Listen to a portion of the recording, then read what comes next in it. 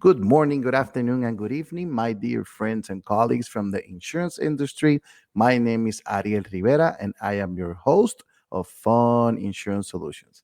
Today, we have an awesome episode. I'm actually super excited and pumped because this episode is actually an interview that was done to me by Clare DeNicola for an article on the Property and Casualty 360 magazine. Now, those of you who don't know who Claire is, she's a big time consultant. She's the owner of the 10 Company, which is a highly strategic, service oriented, and woman owned, of course, business dedicated to helping C level executives transform their businesses using marketing, sales, and communication.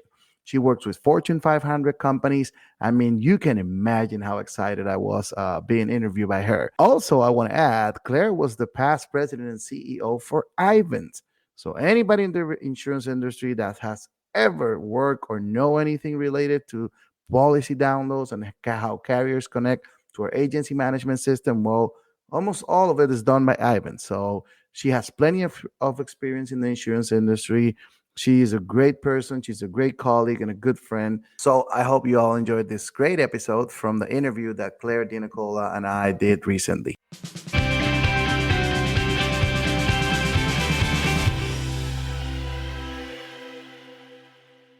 So we're all intrigued by this fun insurance name. So we want to know more about it. I have two questions in this, and I kind of sent it to you. Sort of, insurance is not fun. Like, don't think of it as being fun. So sort of, how did you come up with that? What is that? But also, how do you combine something that's inherently not sexy or fun or entertaining and make it so? Yes, that's a great question. Fun Insurance Solutions, by the way, there's one more word to it. Okay. The way the concept started is I did kind of like I closed my eyes, looked myself from the inside out, how I was built in the industry, how I grew from a 22-year-old kid all the way, to a 40-year-old, 18-year veteran, let's just put it that way, quote unquote, on the industry. And I said, you know what? It is very hard. It's a very complicated industry. It's very misunderstood most of the time. Mm-hmm. However, as a professional, as an insurance professional, I have had so much fun in the industry and with everything, with clients, with conferences, with, our involvement in PIA and everything we have done throughout the years. And I said, why do we keep saying or labeling the insurance industry as boring or horrible, which, like you said, is not making it sexy to bring in people. Yeah. And at the end of the day, I was blessed enough to have wholesalers, to have carriers. By the time I was 30 years old, I went to Europe 3 times. I went to Vegas 4 times, and I won those trips, and I built so many good relationships. So as we're sitting one day, everything started at the end of 2019. And I just started thinking about, what? I should do something because I love insurance. I'm very passionate about it. Insurance, it's super fun. Is it complicated? Of course it is, 100% complicated. Do we still have to put fires each and every day? Of course we do. We got to talk to a client. We got to talk to an adjuster. There's so many things that go around as insurance professionals that make us whole, right? So the reason I started in insurance, of course, was by luck, but that's a whole different story. But I learned one of the most things, and even if I go back to my kindergarten days, one of my favorite things ever was to help people. So I did sports. I was a good athlete. I mean, I was always involved in different things. I had good grades because my mom was strict as hell. So I put it all together and I said, I want to bring insurance solutions to insurance professionals, right? Where I want them to remember that insurance is actually fun. It doesn't have to be only for producers. It doesn't have to be only for agency owners or principals. This is for every insurance professional. When you work in the insurance industry, you're here to help people. We love what we do. And it is super easy to know if somebody loves the insurance industry, ask them how long they have been here. Mm-hmm. If they said, I've been here 2 years, maybe they can go both ways. If they have been here longer than 5 or 10 years, they love what they do. Mm-hmm. So we usually, most of our day-to-day gets stuck on, the phone and the putting out fires, as we call it, the phone and the emails and the 200 emails we get a day, and then the meetings, and it's hard. It's very complicated. Yeah. But when we think about everything we have accomplished, everything we give back to our clients, everything we give back to our community, the people we serve, how good they feel about themselves, it is fun. It is actually super fun. So it's kind of like the way I thought it was like, do we look at the glass half empty or half full? Right. And I came out with that name, and I sat down with my wife, who, just so you know, is probably the smartest person in the room between her and I. And I said, I want to do something fun. And we Yeah. researched, we did many things. I'm super big on, marketing and branding and researching how is it going to stick. And even when you look at the logo itself, I sat down with, this amazing brand architect, and he said, this is so good. I'm going to make your logo a maze. So when you look at my logo, it's actually a maze, because insurance is what? It's a maze. Yeah. So, it was a very well thought idea, and the purpose, and we want to serve insurance professional. Yeah. Help them remember insurance is fun. Yeah. We help people, and kind of like our why and our purpose. Let's just put it that way. Yeah. So Ariel, so I see it pop up on my LinkedIn, and is it in Spanish? Sometimes the recordings that you Yes. do? So most of the recordings for the podcast, it's in Spanish. Because there's so many insurance podcasts and great ones out there, an amazing one. Actually, two of them, they mentor me throughout the whole process. So it all comes back to how much fun I had establishing my podcast, reaching out to podcast mentors who already knew, like Bradley Flowers or Heath Sharon, how to do it. And I said, this is what I want to do. And they gave me their time for free, mentor me, and said, this is what you should do. This is what we do. And it has worked. You do it your own way. So that's when I said, we're missing one thing in Puerto Rico, and we're missing another big thing all across the country, which is there was not an insurance podcast dedicated for Hispanics or Latinos.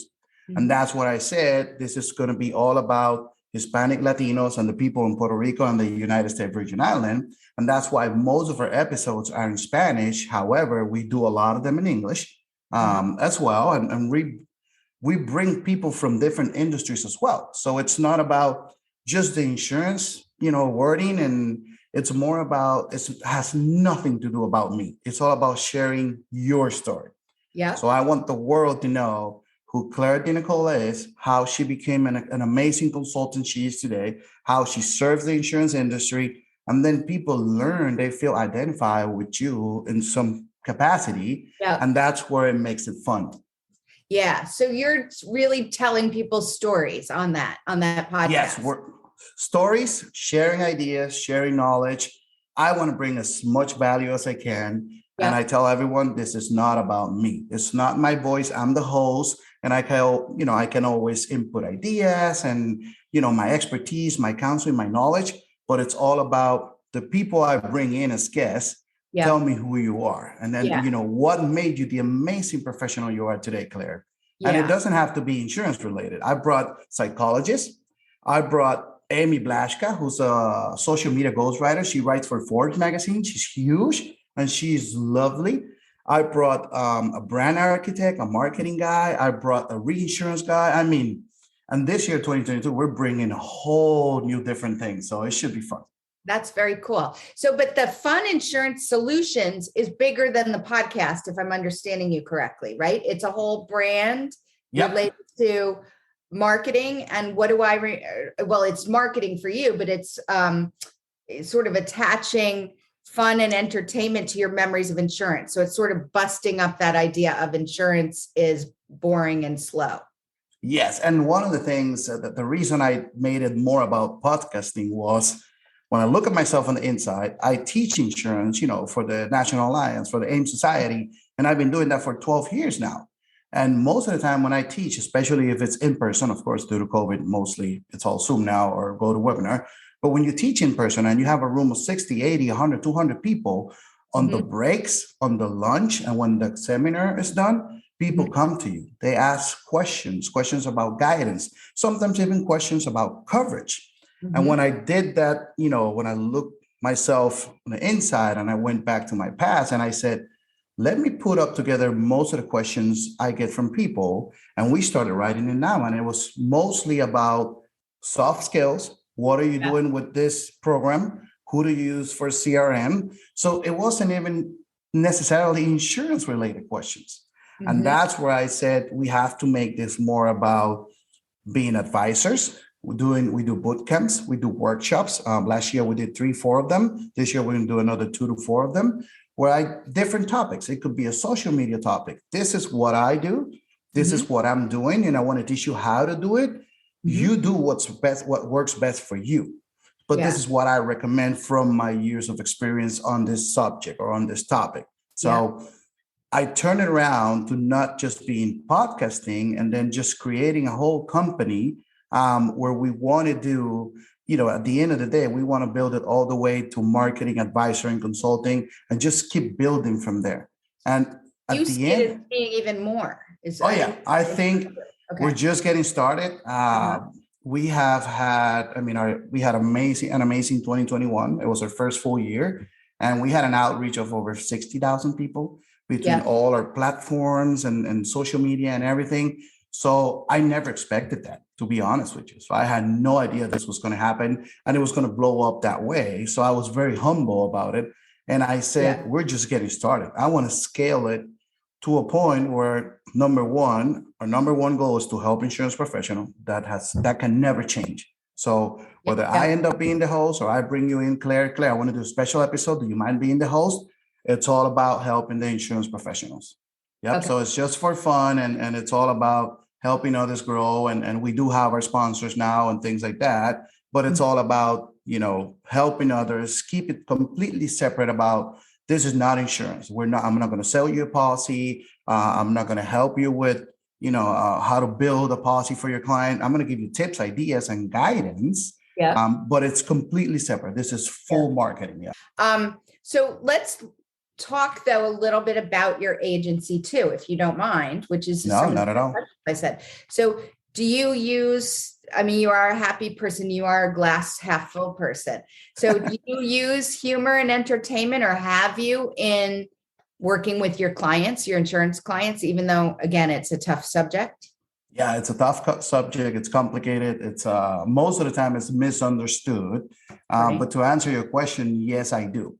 So I Mhm. mix a little bit of humor and content, and the reason being, as you just said, my nephew calls me the happiest person in the world, and doesn't mean I do get pissed, I get sad, I get frustrated. I mean, we just lost an account that I was not expecting, and it happened, and you get frustrated. I get it; it happens, but with our customers, I let them know we're here for you, number one. Number two, we want to help protect your hard earned assets. That's kind of like one of our main taglines. And we want to help you feel safe. So some people saying peace of mind, it doesn't work or not. But when you look at the traditional captive, spending all this money on the Super Bowl commercials and things like that, their commercial, most of them are funny. They use Right. humor and they have wonderful commercials. They have wonderful, I don't want to knock them down or anything, but at the end of the day, it's a little bit more than that. So what I do is I mix a little bit of humor with a Mhm. little bit of information, a little bit of education. I Mhm. share from the communities we serve different things. Um, but yeah, I use humor depending on whatever's going on. So for example, during Christmas, I did 2 cool things for humor. One of them, I got a GIF from the Home Alone movie, and then I Uh-huh. posted it everywhere on social media. And I'm not even talking about insurance. I'm just pushing my brand, pushing my content, and letting people Yeah. know this is not going to be a call about, hey, my premium is this, and I want to reduce my auto insurance by this. It's like, this Yeah. is not going to be about that. This is about you learning what's best for you and your family, whether you want to buy the insurance or not, it's okay. But get to know us. This is who we are, what we stand. The other one is I did a Santa Claus and a Mama Santa Claus, however you want to call it. And I cropped and I put my face in Santa Claus, and I put my wife's face, because she works the agency as well, on the other one. And I put it in an email signature. Yeah. So everybody who got the email will Got see that. her picture. And our clients were just replying, I oh my loved God, is that they just loved it. Because I Yeah. put a picture on the onboarding process whenever somebody gets new to the agency. I send them a picture of my family saying, our family taking care of yours. So people recognize, and especially the communities we serve, I always tell everyone, if you see me at the grocery store, if you see me at Costco, stop me, say hi, just greet me. It's not necessary. We don't have to talk about insurance. Just say hi, because we talk over the phone many times, many years. We probably establish a good friendship, kind of like where we talk about how's your family doing and things like that. But we haven't necessarily met each other. So I mix it a little bit. I love having a little bit of humor. Whenever the school is finishing up, I try to bring, when I feel for our referral partners, there's a lot of young women who are realtors and things like that. My wife and I are huge fans of Friends, the comedy series. Right. Yeah. So I use a lot of GIF from Friends, and they just love it. And that it just reminds them that we're here for them.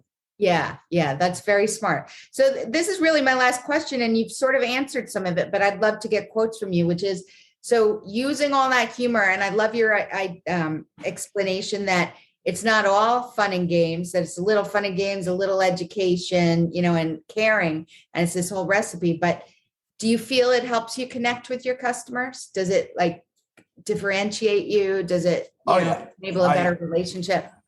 I believe that's one of the main reasons when you buy insurance from somebody, it's usually an emotional purchase because either you need it or you feel that's the right person for you. So I try to establish the relationship and build that connection with that information.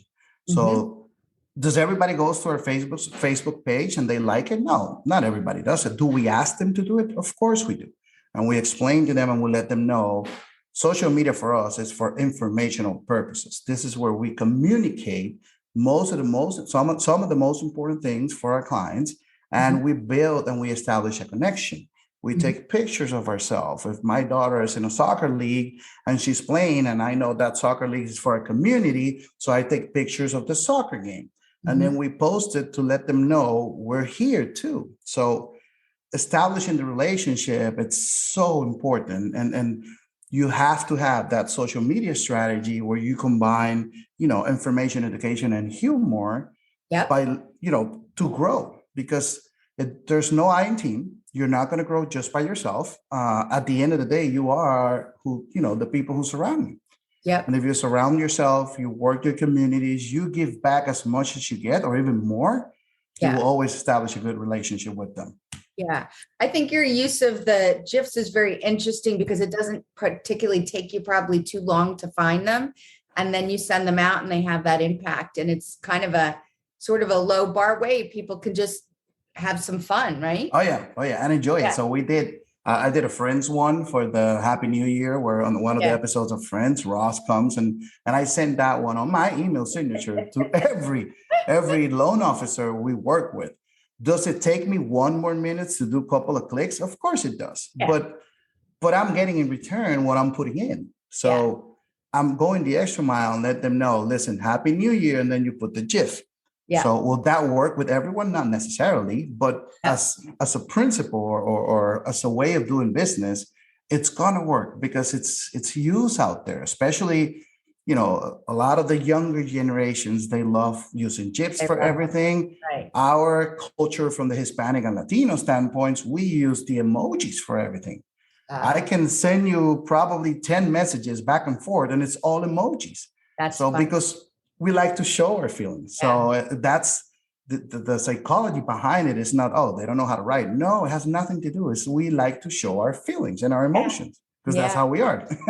Yeah. Have you made a TikTok yet, Ariel? No. Oh my God. I wish. That's a wonderful curveball you threw at me. I don't have the time. I swear. It's I really wanted. Like your daughter needs to be about 20 years old, then you'll make some TikToks. Probably, yeah. So I know sports to me are number one. So we take her, taekwondo, soccer, basketball, volleyball, wherever we can, golf, but yeah, I swear I don't have the time. It's so hard, and believe it or not, this is just I know it's a funny fact about me, and it doesn't have to be for the magazine. I can teach or speak at a conference with 1,200 people, and I can be on stage. And I would not be nervous. I mean, of course, at first when you start, you get a little bit nervous because you care. So that's good. So I get excited and pumped up. and I have no problems whatsoever speaking a conference, speaking in front of a podium. I can do it for hours. I don't care. For some reason, if I want to record myself saying something on a video, it is horrible, You have Claire. to be ready, huh? Oh my God, it is horrible. Or if you give me a script, like when you listen to my podcast, Like that, yeah. there's no script. Every intro, there is a guide. Of course, we use a Yeah. guide because we want to stay, we want to keep consistency, but Yeah. there's no script. There cannot, if I start reading something or recording myself, it's like, it's You're an ad libber. That's all. That's all that says. Thank you. Well, this is great. This is really exactly, you gave me so many excellent stories and real good examples I can use in the article. I really appreciate Thank it. you. Thank you. It was so Thank good you, to catch Claire. up with you, Ariel.